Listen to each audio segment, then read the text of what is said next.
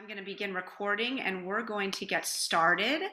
So I will invite you, if you haven't already, to go ahead and mute yourself. And if you look at the upper right-hand corner of your screen, if you're on a computer, there's a view button. And if you put your view button on speaker as opposed to gallery, you'll still see a whole bunch of us at the top, but you'll get to see those of us who are presenting and speaking this evening on the center of your screen. So if you put your view to speaker view, you'll see those of us who are presenting and speaking in the center of your screen. So we'll invite you to go ahead and do that. So we may in fact still be waiting. Rabbi Kulik, let me know if our fourth participant does come in. But we're going to go ahead and get started regardless. I want to say on behalf of West End Synagogue and the CRC and Congregation Micah, welcome to everybody. So glad that so many of you could join us tonight. The COVID-19 pandemic has raised a host of issues for all of us. One of the members of our Jewish community here in Nashville reached out to me a couple of weeks ago, really out of frustration and struggle around the vaccine rollout and issues of who qualifies to receive the vaccine and when, and other sort of ethical dilemmas around the vaccine and its rollout. And Rabbi Kulik and I thought it an important enough conversation in which to engage with, well, perhaps two of the brightest ethical minds we know, but certainly one at least that's already with us this evening. And that's Dr. Ellen Clayton. And we may in fact be joined by Rabbi Eliot Dorff at some point as we continue the program. And tonight we're going to look at the general ethics and the Jewish ethics that apply to and comment on the issues surrounding the COVID-19 vaccine. Rabbi Kulik and I will pose a series of questions that we've prepared, but we do encourage you to put your own questions in the chat along the way tonight, because it's our hope that your questions will be addressed as well. So let me begin by welcoming our first guest this evening, Dr. Ellen Clayton. Dr. Clayton is an internationally respected leader in the field of law and genomics, who holds appointments in pediatrics and health policy departments in the medical school and the law school, as well as the Center for Biomedical Ethics and Society at Vanderbilt University. She's published 2 books and more than 175 scholarly articles on the intersection of law, medicine, and public health. And she's helped to develop policy statements for numerous national and international organizations. Her work extends to other arenas as well. She's an active participant in policy debates. She's advised the National Institutes of Health as well as other federal and international bodies on an array of topics ranging from children's and women's health to the ethical conduct of research involving human subjects. But more than that, I'll just tell you that she's incredibly approachable. And when I reached out to her about this conversation, we probably could have talked for hours on the phone. It was just delightful. So I'm so glad that we'll have the opportunity to learn from you tonight, Dr. Clayton, and hear what you have to say. Rabbi, where are we on potentially our other guest? Still waiting. Still waiting. Okay. Well, then I'll introduce Rabbi Kulik, my colleague, who will be joining me with Dr. Clayton, and hopefully we'll have a fourth participant along the way. But why don't we just go ahead and perhaps dive in with the second question. Rabbi Kulik, do you want to begin? Yes. So, thank you everyone for being here with us. We will have a couple of questions. And the first question to open for Dr. Clayton regarding the vaccine that we all have heard about, some have gotten already. It's like we know that the vaccine is not yet available to all Americans who want it. So each state has its own rollout plan for who gets the vaccine first, second, and so on. And despite the staged schedule, some people are benefiting and skipping the line because of their professional circumstances and connections. So what we would like to ask you and to reflect upon is that ethical? Why is one person's life more important than the other? Well, thank you for such a wonderful question. And first of all, let me say how delighted I am to be with you all and to share and to talk with you all. I should also tell you that I've had the privilege of being involved with the review of the work that the National Academies of Sciences, Engineering, and Medicine has done with COVID-19 since in the last year, and that's been including coming up with the ethical guidelines for vaccine distribution. So this has been something that has actually taken a lot of my time. The ethical issue is that, is the most important thing that I am, that my interests go first, or do I have to think about my obligations to the community and to others who are less fortunate than myself? And so, the debates that are going on, at the public health level, at the state level, are incredibly complicated trade-offs, and there are no question but that they're trade-offs between who is most likely to die, who is most likely to get sick, who is most likely to be exposed, who is, there are many things that go into the calculus about setting the priorities. And, and we have to be clear that that is, those trade-offs are absolutely essential. And they are not written in stone, and they don't come down from Mount Sinai. And so, so they are inherently imperfect. And so that's one thing.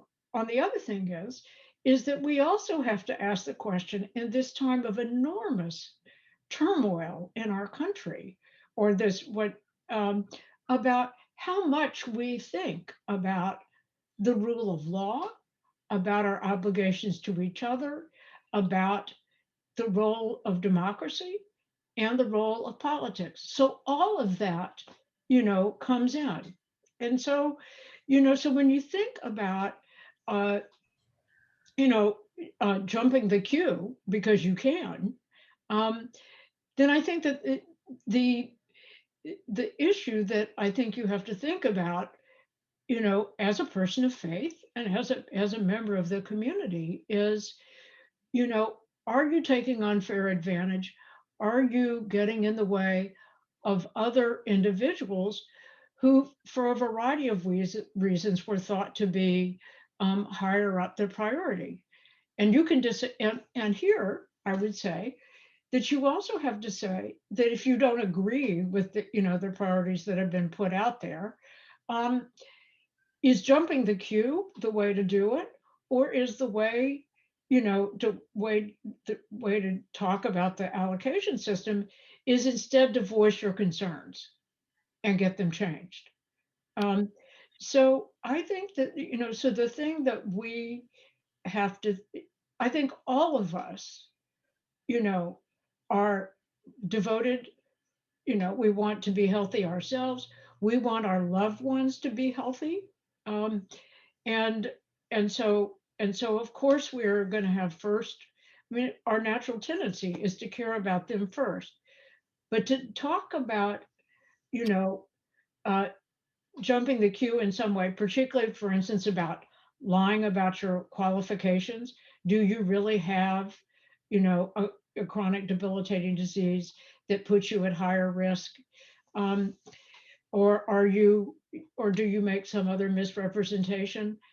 I think that as you think about that, that does put you in a setting of saying that I am putting the interest of the community and of how we've made these decisions, however imperfect they are and however human they are, to the side.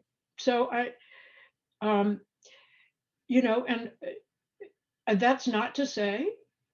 I mean, this is a longer answer. That's not to say that if opportunities come up and you can get on a waiting list or do something like that, then I think that to the extent that those are available to the public, you can avail yourselves of those. But I think that particularly in this pandemic, and particularly at a time when our country so desperately needs to have a sense of community, that jumping the queue uh, really calls some of those other commitments into question.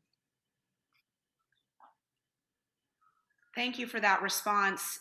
I thought of so many things as you were speaking, Dr. Clayton, specifically just that you use the term community, and we've heard a lot about politically about unity lately, and what it means for our country to come together. But we know also that from the beginning of this coronavirus, at least as we've all became aware of it in a palpable way, sometime probably end of February, beginning of March 2020, that there's been a mixed response to the severity of the virus as well, and especially in certain parts of the country, and I think where we live, folks feeling like, is it even something to be concerned about? Do I even have an obligation to protect others by wearing a mask and staying socially distanced? So we're already sort of, I would say, ethically challenged around the issue of this virus, as it is, and so I just wonder if there's even room to have a conversation about kind of the communal norm, about thinking about where our obligations are to our neighbor, more than just kind of the individual. I put my oxygen mask on first, and then perhaps I'll have time to put yours on. I'm going to pause for a moment because we do have our second guest with us, and I'm so thrilled that we do. And I'm going to ask my colleague, Rabbi Kulik, to go ahead and introduce Rabbi Dorff. Rabbi, yeah, I know. I'm trying to do too many things at the same time, but it's such an honor to, we were already having this conversation, and to welcome Rabbi Eliot Dorff, who happens to be a brilliant conservative rabbi. Both Rabbi Lori and myself have been fortunate enough to learn with him, from his lectures, from his books throughout the years. Quickly, he's a visiting professor of law at UCLA School of Law and distinguished professor of Jewish theology at the AJU, the American Jewish University in California. He's an author of multiple books and papers. He's an expert in the philosophy of the conservative Judaism, bioethics. He's acknowledged within the movement as an expert decisive in Jewish law. He was ordained as a rabbi 10 years before I was even born, and got a PhD a year later, and I was still not in this world for another 9 years. He's the chairman of the Rabbinical Assembly Committee of Jewish Law and Standards, and he has written many responses, many texts of Jewish law, related Jewish law, Jewish philosophy, and the current challenges that we have. So welcome, Rabbi. It's good to have you. Thank you. So in case you didn't know, I'm old. No. Well, let me just catch you up because we jumped in. We were just too excited to do so. And we jumped in with, let me introduce you to Dr. Clayton, who I know you know because I've shared with you is an esteemed member of our Vanderbilt faculty here in the medical and law school. And we were just talking with Dr. Clayton about, this issue of given that the vaccine is not available to all Americans, and that there are different rollout plans in different states, and that it can be really frustrating, especially if you don't feel like the phase plan is as it should be. The conversation I was having with folks earlier today was, why are necessarily seniors prioritized over school teachers, for example? When we really want our kids to get back to school, should we not be immunizing all of our school teachers and their families first? So these are conversations that we're having, and they're difficult ones because we're really having a conversation about, is one life more valuable than another? So that's what we were discussing as you came in. And if you want to take a moment with that one, please do. Sure. First of all, my apologies that I'm a little bit late. It's a long story. It's not worth it. The thing is, if you think about this from a point of view of the Jewish tradition, not only the Jewish tradition, but every other tradition did not worry about scarce medical resources until the 20th century. Because until the 20th century, preventive medicine was pretty good, actually, but curative medicine was not. Already in the Torah, chapters 13 and 14 of Leviticus, We have we have quarantine for communicable diseases, right? And the rabbis had a sense of, that you should eat a lot of fruits and vegetables, not too much meat. You should get exercise. You should get sleep. By the way, we Americans are among the most sleep-deprived societies in the world. And that's not good for all kinds of reasons. And so, I mean, there was a real sense of preventive medicine. But in terms of curative medicine, the only thing that was really available before the 20th century was either surgery, but if they did surgery, ach and vey. If you remember the movie Dances with Wolves with Kevin Costner, it got I think the best movie award in 1990, I think, or something like that.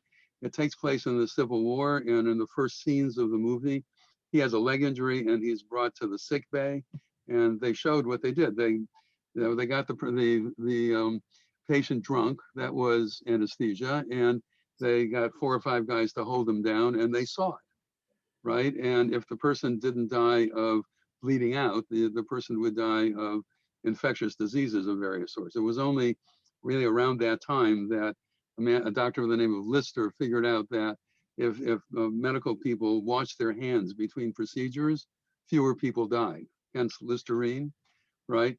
But the first really, effective curative device. Oh, the other thing they would do is take a pint of blood, and that goes back to the Greeks. And but it happens to, because they had a sense that diseases were bloodborne, and many of them are. But taking a pint of blood doesn't work against any of them, except one that my mother had called polycythemia. That is, we have too many red blood corpuscles. Still to this day, you take a pint of blood and it works. You have to do that periodically, but she ultimately did not die of that. It's only when you get the sulfa drugs in the 1920s, and then later antibiotics, that people have been able to, that doctors have been able to actually cure diseases.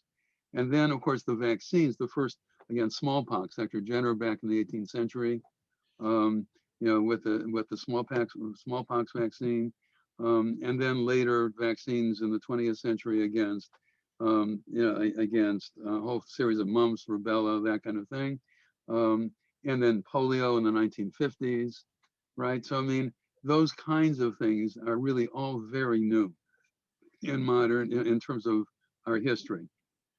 So if you look at Jewish sources, they know of cases where there's a shortage and the community needs to allocate who's going to get what and who's going to pay for what. But the shortages come in 2 different areas. One, in terms of poverty, right? Most Jewish communities were not rich over the course of the centuries. So you were talking about poor communities helping the destitute. And so the question is, who gets what? And then the second piece of that is redemption from captivity, especially because Christians would not allow Jews to engage in what they thought was honorific work, that is agriculture, working the land. So Jews were forced to get into business. That's how we got into it. And so a lot of Jews were in the import-export business, and they could be taken captive on the high seas or on the highways, and so you had a lot of cases in which Jewish communities had to decide, well, how much are they going to pay in order to redeem a captive, and how are they going to deal with that? And they had the same problems that Israel now has with Gilad Shalit. Remember that issue, right? Where he was taken captive, and Israel ultimately paid an immense sum. I mean, in terms of people that they, terrorists that they had imprisoned and that they returned to the Palestinians and all of that, right? It's really very problematic. On the one hand, you want to redeem your own, because if a person is taken captive, that person could be subject to death, to torture, to rape, all kinds of things. And so it really is very important to redeem them. So it's in those situations where we get Jewish guidance as to who gets what. And not surprisingly, the guidance is not of one sort, because it's really hard to decide, just as the way it's really hard to decide who gets the vaccine today. How do you decide who's going to be redeemed if multiple people need it and you don't have enough money for it? or who's going to get poverty aid if you don't have enough money for that. So there's one stream of sources in which you do it on the basis of who is the most important people in society in order to help society do what it needs, right? Doing that, you would say, doctors, nurses, people on the front lines would be the ones that should get it first. A second set of sources would say, no, actually everybody's equal. So it should be either first come, first serve, or a lottery system, or something like that, right? A third kind of a set of sources says that it's a matter of relationship, because see, in general, setting aside the pandemic for the moment, in general, you have a responsibility to take care of yourself first, right? So, because if you can't take care of yourself, you can't take care of anybody else. It's very much like what they used to tell us on the airplanes when we were able to fly. Put the mask, in this case, an oxygen mask, not the ones that we're using now. Put your mask on first, and then help others, right? So, in the same sort of a way, you have to take care of yourself first, and then the members of your immediate family, and then the local Jewish community, then the larger Jewish community, and then the non-Jewish community. And by the way, the fact that the Tosefta already, this is written in the 2nd century, said that we have a duty to take care of the poor and the sick and the mourning and those who are mourning among the non-Jews as well as the Jews is really remarkable, because the Romans were certainly not doing that for us. So that's concentric circles, basically. So if you had access to whatever the scarce resource was, you would use it yourself first, and then for your immediate family, and so on, right? That's a third kind of thing. So, and by the way, what that leads to, for example, in terms of poverty aid, is that you have to help the poor of your community, of your family first, and then of your community, your local community, then the larger Jewish community, and then the non-Jewish community. So in terms of things like contributions, or the way in which you set up a budget for your federation, or something on that order, right? It's so you would do it in concentric circles. Now, how that would apply to vaccines is very problematic, right? And then, those are 3 different ways in which the tradition talks about how you would distribute scarce resources. But then you have more problems. I'm on the ethics committee at UCLA Medical Center. And normally we meet on Tuesday afternoons, the last Tuesday of every month for 2 hours. Starting in March with the advent of COVID, we were meeting every single week, and in order to create a triage policy at that time for the ventilators, now, and then later for the vaccines, right? And at first we thought we had, we discussed a whole variety of different ways. I mean, philosophy really comes into play here. If you're a Kantian, then every person is equal, and so it really should be just a lottery, right? If you're a utilitarian, I mean a complete utilitarian, then what you want to do is save life years, as many life years as possible. So that would mean young people over old people, right? What we ended up with was try to save as many lives as possible to the point of hospital discharge. Okay, that took 2 months. And then we had a meeting with 3 Black physicians who taught us about structural racism in our society, right? And so if you said that, all right, so you're trying to save as many lives as possible to hospital discharge, you're going to prefer those people who are in better shape to begin with medically, right, to those who are not, right? Because the people who are in better shape, who are going to be more likely to be able to survive to hospital discharge. However, that immediately means that you are going to yet again discriminate against the poor and the poor, in particular the Black community, also the Latino community to a certain extent, right? Because again, not all Black people by a long shot. We had a president who was Black, right? And we now have a vice president who's Black. So it's not all Black people by a long shot.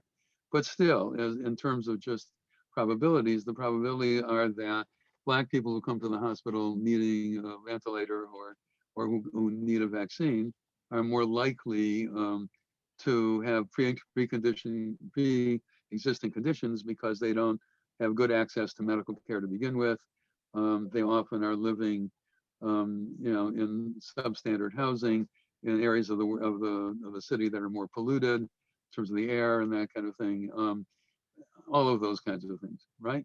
So are you then? So then the question is, well, so if a white person and a Black person who are in the exact same medical condition need the ventilator now and you only have one, right? Does that mean that the Black person should get it over the white person because of structural racism? And that's very problematic. It's the same kind of problem that we have in terms of affirmative action in universities, right? And the Supreme Court, by the way, has gone in all different directions on that.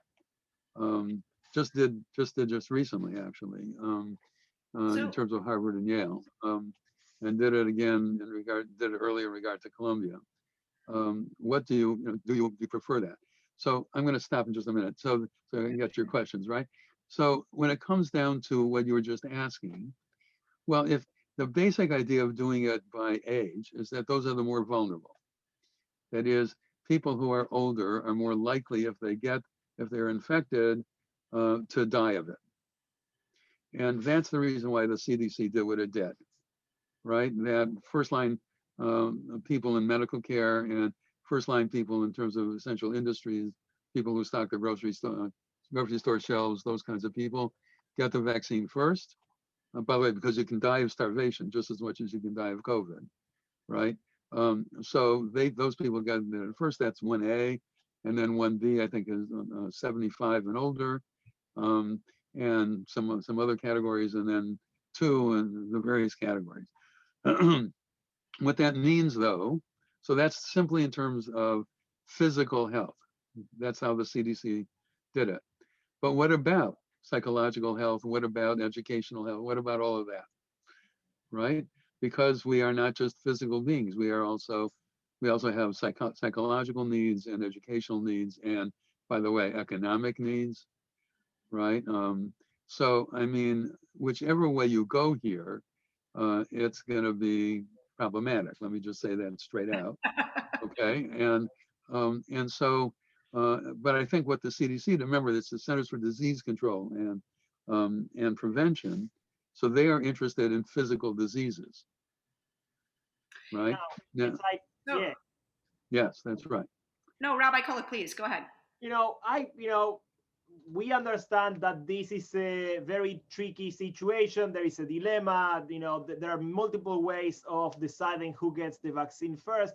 And we may go back to the contrast between the Black and the Latino communities, the Native American communities, and other responsibilities that we may feel for our own families, our own communities. But I want to actually, because this probably makes it even more complicated. And so before we speak about the vaccine distribution, now that both of you are here, it's like we would like you to reflect a little bit about the question of, is the vaccination itself an ethical mandate? So do we have to need or understand the vaccine as something that we have to do? Is there any choice in saying, no, we don't? And especially, we want both of you to reflect on, okay, we will get to discuss, or we are already discussing the distribution shenanigans and all the different problems with that.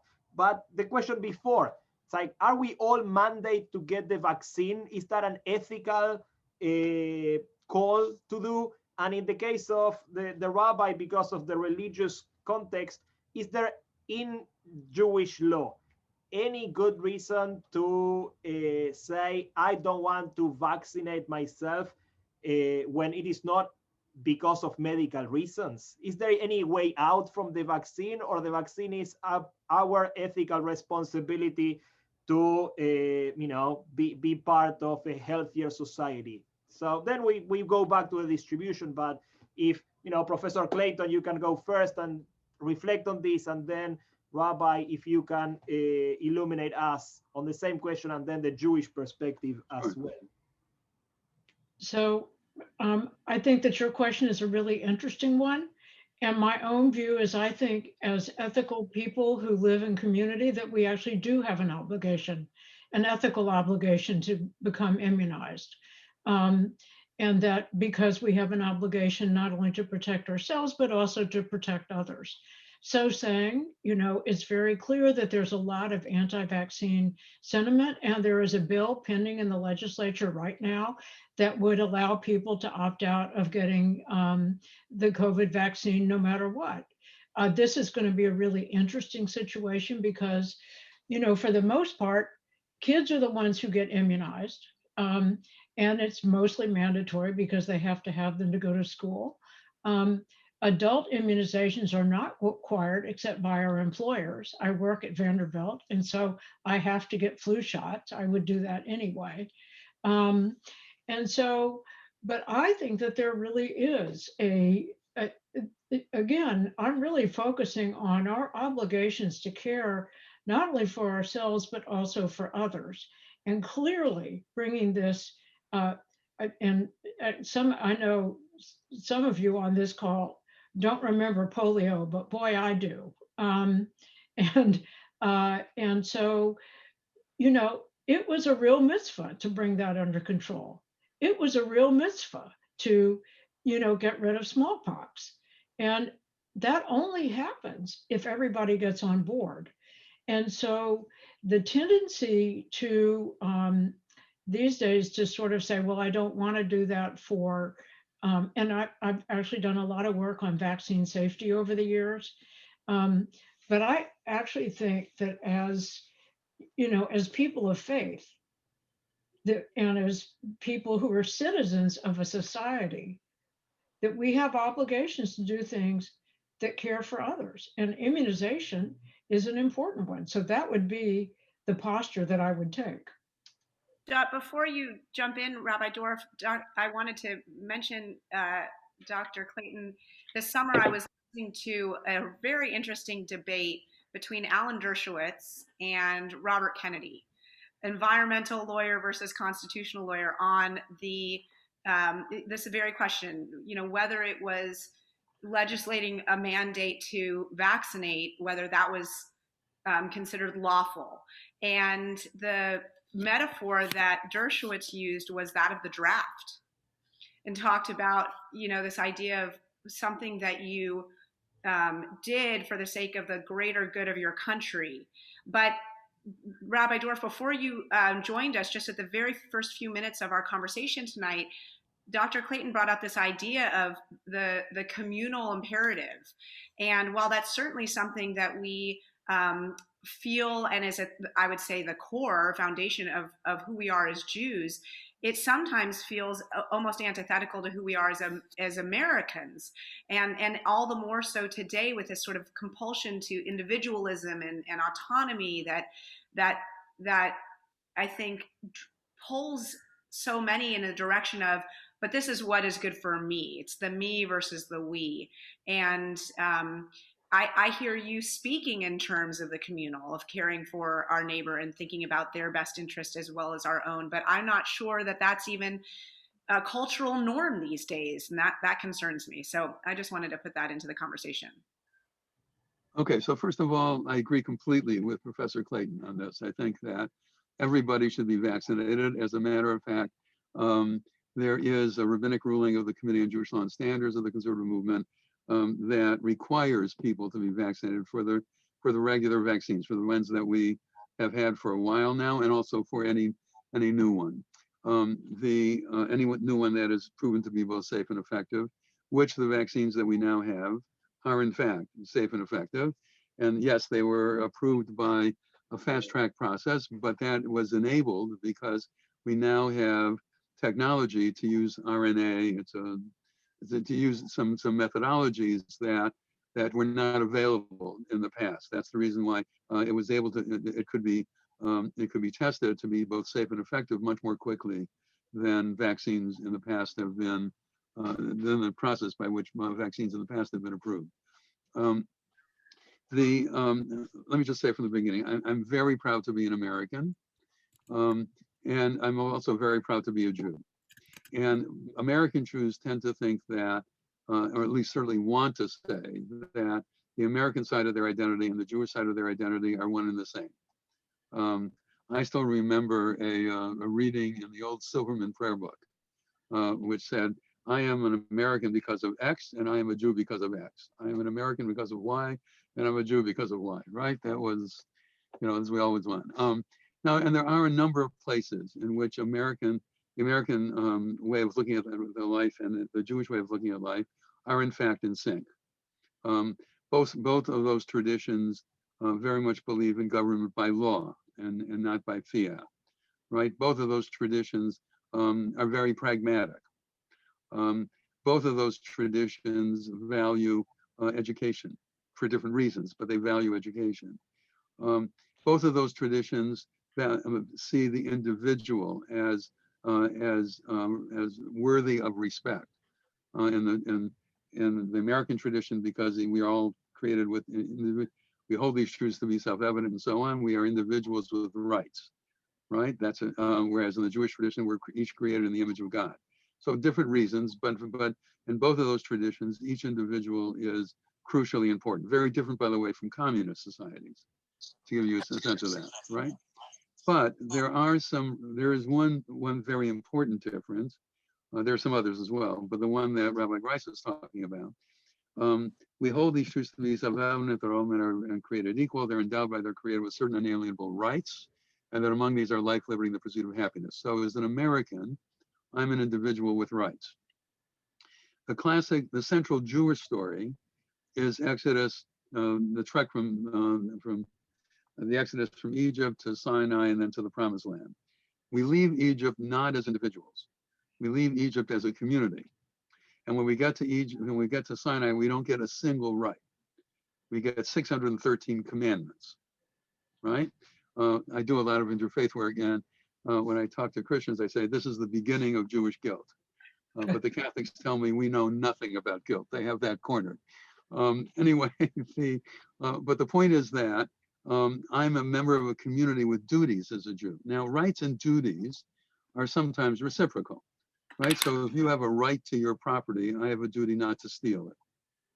But rights and duties are not always reciprocal. My duties to my parents when they were alive were very different from my duties to my children. And my duties to the nation are different from the nation's duties to me, right? And our rights vis-a-vis each other, right? So rights and duties are not always reciprocal. In any case, if I get up in the morning and I'm an individual with rights, then the world owes me. But if I get up in the morning and I'm a member of the community with duties, then I owe the world. So the Jewish tradition is much more communitarian than the American tradition. And that's exactly what you're seeing on this vaccine stuff, right? It is my individual liberty to refuse any medical intervention. That goes back to the Nancy Cruzan decision of the US Supreme Court in 1990, right? I can refuse, as long as I'm an adult, 18 or over, I may refuse any medical intervention. The problem with that is that, fine, it works for my own particular medical care, right? But it doesn't work when you're talking about communicable diseases, right? Because the virus doesn't know national borders. The virus doesn't know the Declaration of Independence. The virus just simply infects people, right? And the only way that we're going to be able to protect ourselves from it is if we get herd immunity, right? That if the vast majority of us get vaccinated. And so it really is important. From a Jewish perspective, you have no right not to get vaccinated. You have every duty to get vaccinated. But even in an American point of view, with American pragmatism here, right? It's a whole school of thought in America, William James and so on. That even in terms of American pragmatism, if you want to stay alive, and you want other people to stay alive, then you need to get vaccinated. And I must say that, in our own tradition, members of the Haredi community, the Black Hat community, right, who are flaunting all of this, are really suffering as a result. I mean, in Israel, they represent about 11% of the population, and 40% of the deaths from COVID have been in the Black Hat community, right? So even on a strictly pragmatic point of view, right, everybody needs to get vaccinated. From a Jewish point of view, it's because your body belongs to God and you have an obligation to take care of that body, whether you want to or not. And part of taking care of that body requires preventive care, like vaccinations. And so, what I think will be interesting to see, and one of the questions in our chat coming from one of our community members who is in an independent living facility, is can wait staff at an independent living facility be required legally to be vaccinated? But it really is a larger question of, even if that's the case, do we live in a country that will mandate that? What does that look like when we didn't, we've not yet mandated safety precautions in a way where it's punitive if you don't abide by them, and how that falls to the various states as opposed to it being something that's federal. Right. So I think there's all sorts of questions around that, but I want to come to some of the issues that have come up in the chat. Well, let me take that one about the white people real quickly. Please. Our state government is not going to do this. It just is not. So let's talk about what's possible. What is possible is that employers can do this. And there's a good bit of discussion in employment law about this. But if you work in Vanderbilt University Medical Center, you must get a flu shot. And if you don't get a flu shot, then you have to mask and do a variety of other things. That's been the case at VUMC for quite a while. And so it's interesting that when you look at the immunization rates in the assisted living communities, about the people who live there, the uptake rate's about 80 to 90%. The care providers at about 25 to 30%. And that is, I do know that seatbelts are mandated, but the governor's made abundantly clear that he's not going to mandate anything. So I think that the issue is so one of the places you can talk about this is, can you make this a condition of employment, particularly if you're taking care of people who are vulnerable, and to work at VUMC, you have to have vaccines against measles, flu, a variety of other things. And it's all partly to protect us, but also to protect our patients. Ditto for residential care communities. So truthfully, I think that's where the action's going to be, not, from the governor's office. Well, Dr. Clayton, you were speaking about, when we were at the beginning of the program, about even if we didn't feel that the phasing was right, if it should be different in some way, that it was still the decided upon phasing, and it was perhaps our obligation to abide by that. But we know that here in Tennessee, our governor is not mandating all sorts of things, but is considering punitive action against school districts that don't come back in person. And yet teachers are not in phase 1A to be vaccinated. So for both of you, and California may look different as far as phasing, Rabbi Dorff, but I know that California is having as much difficulty with its rollout, if more so than Tennessee. My parents are there, and it was... That was my son at UCLA, actually. Oh, okay. But what do you all think about the phasing and the way it's been set up? Mr. Clayton, why don't you go first? Okay. Well, because I've seen a couple of questions about that. Yeah. I mean, it turns out that K-12 teachers got put in phase 1B because the governor put them there. In an earlier version of the phasing, they weren't there.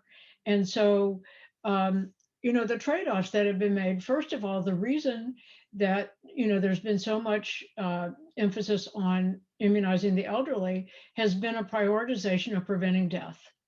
That was the decision.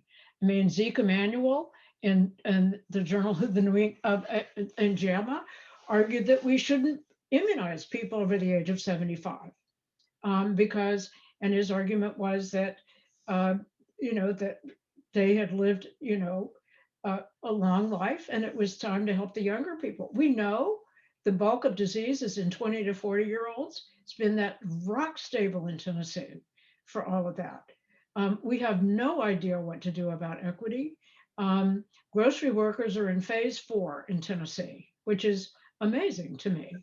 And so, so the phasing, I mean, this is what I started out by saying, that that is a complex mix, because we have the laboratory of the states, it's going to be different in every one, despite the recommendations of the ACIP and the national academies. And so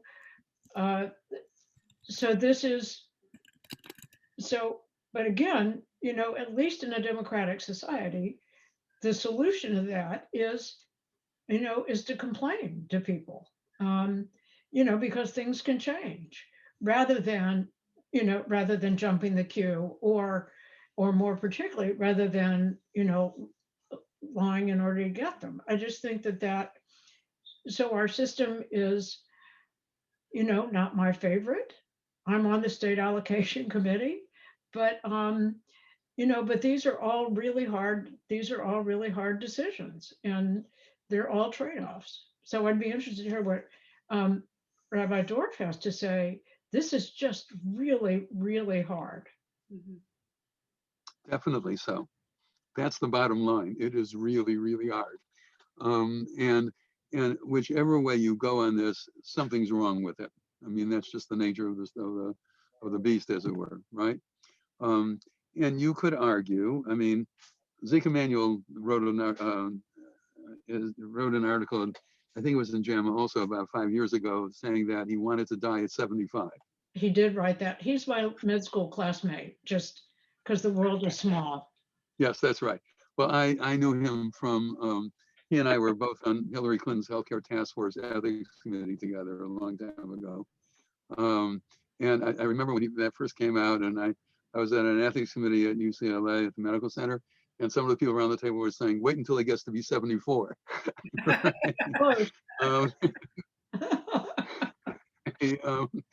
Well, I mean, taking this very seriously though, it really goes back to these deep philosophical things that I was talking about before, right? I mean, is it going to be everybody is equal, so it should simply be a lottery and first come, first serve, no matter what? Or are you going to say that there are certain people who are more vulnerable than others, or certain groups of people that are more vulnerable than others, and those are the ones that need to be protected first, because if they are infected, they're more likely to die, right? Or are you going to say that there are certain people in society that society really needs, and those people, and of course this gets in, this really, does this mean that they don't need me? I mean, in California, teachers from kindergarten through 12th grade are in 1B, right? Not professors. Okay. Right. Ditto in Tennessee. Pardon me? Ditto in Tennessee. Ditto in Tennessee. Yeah. That's right. That's right. So, that's okay. But so I mean, however you skew this, people are going to be insulted. People are going to say, "You mean I don't matter? I don't count?" Right? It gets to be very personal very fast. And then let me give you another one. If we're talking about the most vulnerable, it's not only a matter of age. What about people with various kinds of disabilities, right? Where you're talking about people who, again, if the issue is to try to save lives, then people with a lot of various disabilities, especially lung problems, probably should be in 1A for all that matter, right? Or at least 1B. But as far as I know, they're not. And so, I mean, it's a conundrum. I mean, it really is. And no matter what you do is problematic. But I think the answer to the takeaway from that is therefore do nothing, just throw up your hands, right? The takeaway from that is decide which of these things, which of these various philosophical theories you're going to accept. In other words, you're going to say, for better or for worse, we are going to try to save doctors and nurses first. Then we're going to try to save people who are essential workers, that is people, and that would include people who drive the trucks that bring the groceries to the supermarket, and people who stock the shelves, because again, we can die of starvation, right? And then we're going to talk about people who are most vulnerable. I mean, whatever it is, right? Let me just say, I have a PhD in philosophy, right? And and I'm a rabbi besides, right? And so I'm used to all kinds of, you know, say anything and I can question it. Okay, that's what the training does. I actually had a graduate professor who said a philosopher is a 5-year-old child who never stopped asking why. Okay, all But right, that's who I am. let me push both of you, because let's say that, yeah, we understand the multiple dilemmas. We understand that there are multiple philosophical ways of approaching this, which makes this a big challenge for all of us.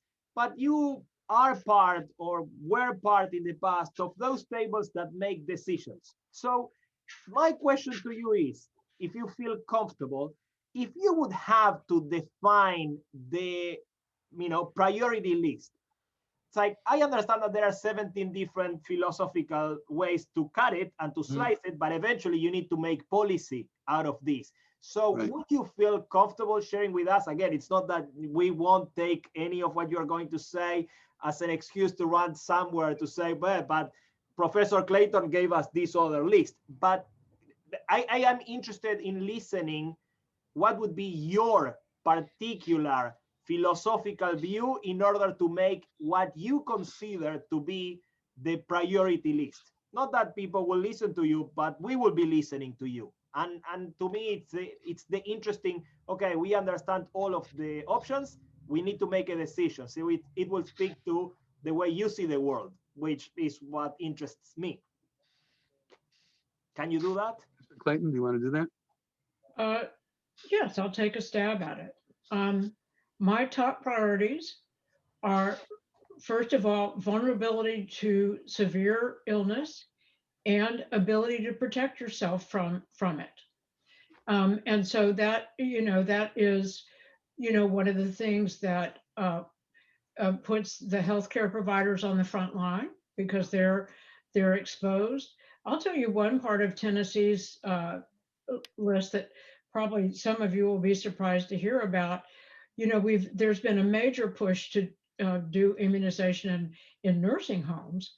Tennessee is also put in Group 1A people who are in home care who are similarly afflicted, like people on ventilators, people who who, if they get sick, are really absolutely going to die. But they're getting cared for at home rather than in a nursing facility. And so realize, and in some ways that's really quite, that's quite challenging.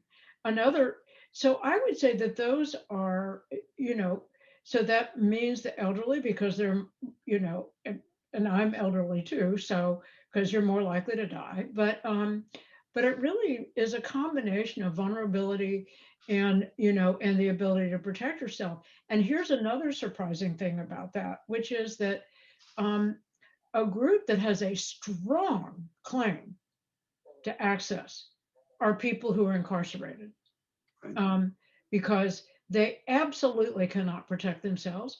As a matter of law, they are entitled to get decent health care under the 8th Amendment. And so, politically, that's a nightmare,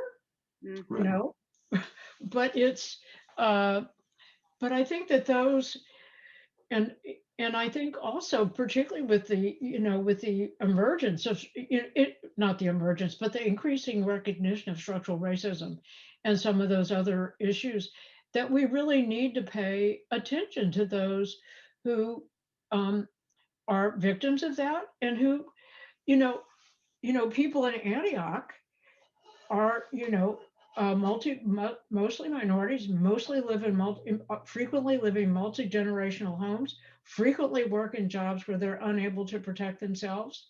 I think that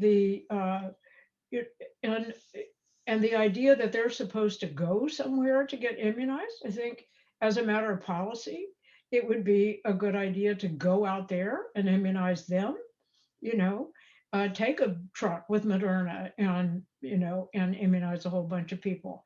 I mean, I think if you really are serious about this, I realize that this is complicated, and some of this actually is a declaration against interest, but vulnerability and ability to protect yourself. And then I actually do endorse the idea that we ought to be immunizing K-12 teachers, because I do think that kids have got to go to school. And so, and I teach virtually at Vanderbilt.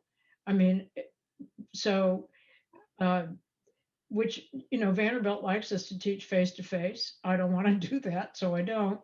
But, I think 20-year-olds, or in my case, professional students, 25-year-olds, can better deal with Zoom than a 5-year-old can. Mm-hmm. And so I just think all of those come into the calculus, but those are my criteria in general terms. Thank you. Rabbi? I want to say just ditto, frankly. No, and I mean that very seriously. It is really, in my view, the most vulnerable that have to be attended to first in terms of the vaccines, and that means for me exactly the populations you were talking about, the elderly, the people in prisons. By the way, in California, that's been a major problem in the state prisons. Some people with COVID were moved to San Quentin, and then you got this major outburst. And remember, these people don't see. I can distance myself from other people. They can't. Right. Now, of course, politically, it is a nightmare, because you're going to give vaccines to people who committed crimes, felonies, maybe even murder, right?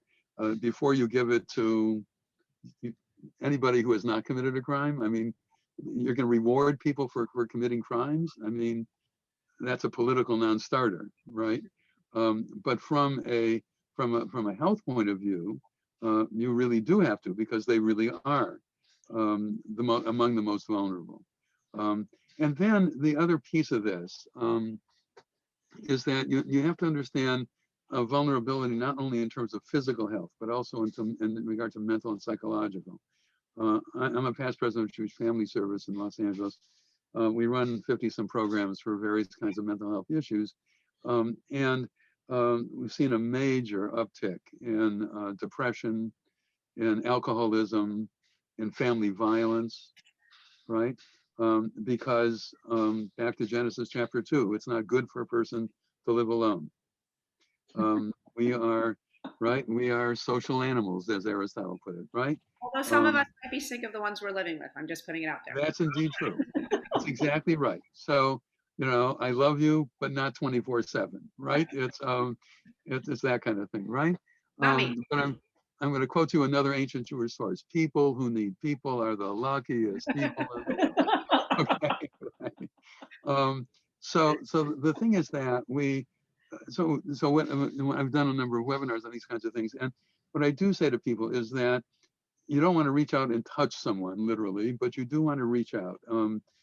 Just a week ago, I called an old high school friend of mine who I'm literally not talked to in 50 years. I'm 77. You don't have to guess. And so, I mean, as a matter of fact, I graduated in January of '61. So we were supposed to have our 60th reunion now. Of course, that's not going to happen. But do talk to people. And especially because if you're stuck at home with the same people over and over again, first of all, don't take the people in your family should not think that it's an insult to them if you want to talk to somebody else, right? Everybody needs to have multiple people to talk to, right? And that includes every family member. And it doesn't mean that you don't love the people that are in your house. It just means that you also need to be in touch with other people. And do that. I do that regularly because I'm teaching classes on Zoom these days, right? So I'm involved with my students, but I also need to do it with friends and other family members that don't live in my household. We have 4 children and they live in 4 different households. I must say that one COVID has been horrendous. Let's just say it straight out. The one good thing about it is that we do all this stuff on Zoom now. And so I've been able to, back in whatever it is, March, we had a Seder with two of our kids live here and two live on the East Coast. We were together for Seder, believe it or not, right? Despite the fact that we were on opposite ends of the country, right? So take advantage. And by the way, if we didn't have this Zoom thing, we would really be in trouble. No question. Right? Yeah. So take advantage of it. Take advantage of Zoom and FaceTime. By the way, the phone still works, right? Right? Take advantage of that stuff and talk to other people, because it really is important for your mental health, right? I mean, it's not going to do you any good to survive physically if you then become psychotic, or you become depressed, or you become violent, right? So it's really important to take care of yourself mentally as well as physically. So I want to be appreciative so much of your time. There's a couple of other questions lingering in the chat, and I just want to throw them out there. I don't know that we haven't already touched on some of them in some way, but one of our younger attendees is a college-age student, and she said, I'm healthy, I'm in college, and I have the opportunity to put myself on various waiting lists. I'm hardly in phase 1A, B, or 2AB. And I also wonder that if there are systems in place, she says, to utilize leftover vaccines so that people who may not be able to drop everything they're going to get vaccinated have the same access. In other words, there are phases, and then there are other ways in which you can try and get yourself a vaccine. And I will say that in Tennessee, my sense right now is that there is very poor communication about the availability of vaccines for the different phases. People are not understanding how they sign up, how they get connected, and these opportunities are sort of going by each day, sometimes unfilled. So to that end, do you feel like people can advocate for themselves? And it's not as much gaming the system, but it's saying, I really want a vaccine and I'm being aggressive about it. Those opportunities should be available to us, correct? I think so. I mean, I have to say that the vaccinologists, Kip Talbot at Vanderbilt, who's on the ACIP, is basically her idea, and the idea of many people, is just get vaccine into as many arms as you can get them into. There is soon going to be a website called vaccinefinder.org. And that is going to be just an absolute godsend. There actually is a website for the state of Tennessee at present, which is getting better. At least it tells you what the phases are. And actually, the mayor does a good job of sort of saying what the current state of affairs is. So, but it is, it's hard to get information. I do think that those who are young, probably ought to wait. But on the other hand, if they get offered a vaccine, I say take it. And so, I mean, better to be in your arm than nobody's arm. And so the other thing, there was a question in the chat that I want to answer. Lisa Piercy is the voice she's the head of the Department of Health in Tennessee, and you want to tell her what your complaints are. And I'm sure she has an email address, but in any event, she's the one you want to be communicating with if you're not happy with the phases. Dr. Clayton, how do you spell her last name so I can put it in the chat? Piercey. Okay. If you read the Tennessean, she's in there every day. So and what department is she with? She's the head of the Department of Health. Okay. So,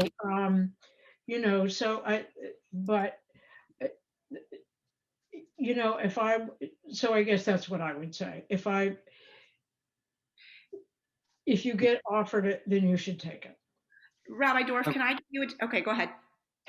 I would agree with that. And I do, before we get into other things about the vaccine, I do want to say that whatever your governor says, wear a mask when you're in public. Yeah. Right. Well, we're going to need you to go out to Winchester and Manchester and some of the Chesters that surround Nashville. I want to say something about that real quickly, because I was in a conversation earlier today, again, with the National Academies about COVID. And, and a lot of the people were saying, well, we're really worried about misinformation, about the misinformation out there and what people think. I think there are at least two other things going on here that we need to address. One is that what we're doing with science is we're telling people what they can't do. They have to wear a mask. They have to social distance. They have to get rid of their Ford F-150. They have to do a lot of things that they don't want to do. And we don't tell them what they do, what science does that's actually good for them. The other thing is that we have this there's a substantial part of the population that really does think that their individual liberties are the only thing that matters. I don't know how we're going to. That's an American that's an American affliction. It's something we're going to have to deal with. And then the other thing is that when we tell people what they ought to do, they just think we're being jerks. And so I think that the problem is much more than are we communicating the science right, is that we're feeding into, a system that has made it, that has really made people say, I just want to go my way or the highway regardless. And I've been down in Winchester and it's unbelievable. Well, and I have to tell you that even from an American point of view, right, I can swing my arms anywhere I want as long as I don't hit your nose, right? Mm. And so in the same sort of a way, I have a right to exert my liberty and interest until I harm you. So that's the issue of secondhand smoke. Right. And that's why there can be places where you're not allowed to smoke. And California, by the way, not even on Venice Beach. I mean, we really have gone very far in this, and I'm glad for that. And similarly, in regard to the seatbelt laws, right? You have to do it not just because it's going to protect your life, but because if you don't, then you're going to harm other people and your insurance company as well as everybody else, right? And similarly, and even more obviously, it seems to me, with things like vaccines and masks, right? Where the point of it is that even if you don't want to live anymore, you have a duty to other people to let them live, right? You don't have a right to harm them. And I'm not talking Jewish here now. I'm talking in American law, right? Right? You don't have a right to, back to Oliver Wendell Holmes. You don't have a right. Your free speech rights don't include shouting fire in a crowded theater, right?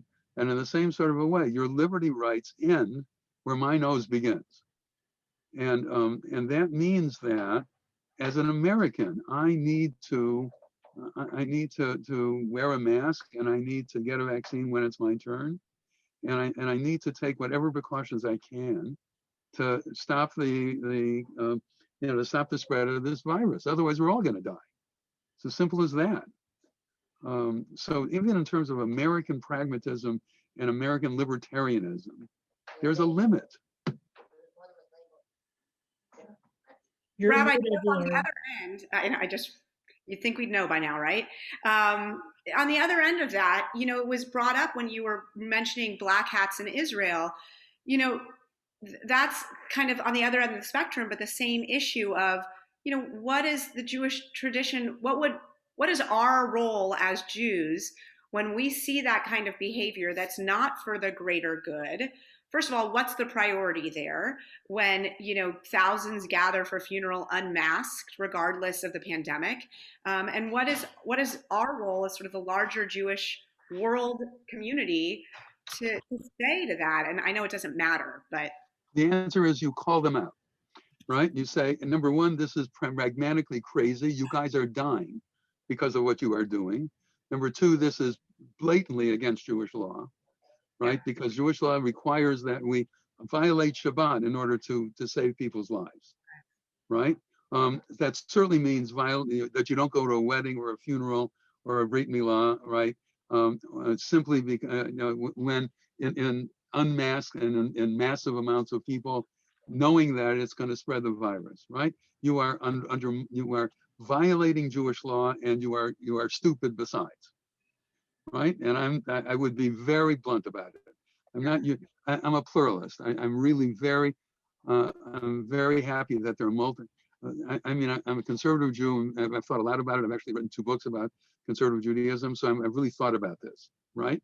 That said, I'm really happy that there are multiple ways in which Jews can identify as Jews, right? Because the different strokes for different folks on this stuff. And so I'm happy that there are. the modern Orthodox, by the way, who usually are not involved in this stuff, right? But also, but I'm happy that the Haredi should be able to do their Judaism if they want to do it. It's fine as long as they don't harm other people, but they are harming other people and even harming themselves. And that's just not acceptable. I want to answer a couple of questions in the chat. The first of is absolutely there was similar resistance to other vaccines. We saw this with smallpox, Jacobson versus Massachusetts, a Supreme Court case. We saw this with polio. And that was something that was front and center in people's minds because that was in the 50s, shortly after the death of FDR. So people have always felt that way. Since I think I'm probably the only Christian on the call, I would just say that as an Episcopalian, the way Rabbi Dorff talks about it is completely commensurate with what I think as a Christian. I mean, that I think that, that loving your neighbor is, it's a prime mandate for us. And that means caring for your neighbor. So I think ditto. Good. That makes us feel good. So I know we're at 8:16. It's the end of a full day, and we've already been together for well over an hour.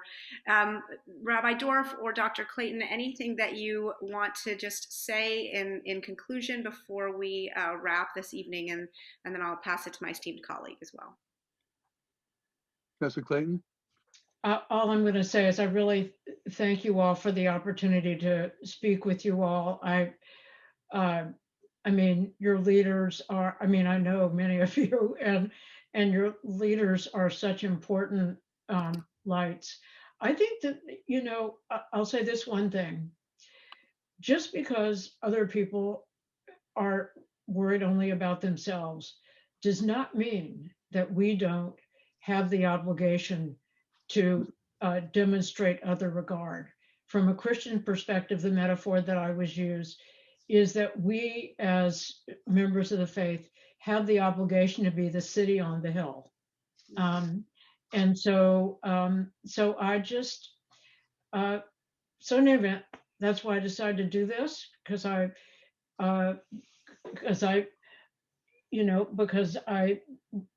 know that we all think the same thing. So, and I know that we have so much leadership we have so much leadership to do on the local level, so much. So, so it's an honor to speak with you all. Okay, now be quiet. No, thank you so much, Rabbi Dorff. I would just say, take the vaccine when it's your turn, wear a mask, reach out and talk to people, take care of your mental health as well as your physical health, right? Remember that after it's all said and done, right, life is precious and we need to try to preserve it as much as we possibly can. Rabbi Kolek, any last words? So the last few words, it's to thank, both in the name of Rabbi Lori, in my name, on our behalf, to thank both of you for being here. To everyone who stayed, who are here, to learn from both of you, and you were able to show us some of the complexity that is out there. That none of these issues are easy. And, while you were talking, I was thinking about something that shows in this week's Torah portion, which is this commandment of Eyu Nechonim. It's like, be ready.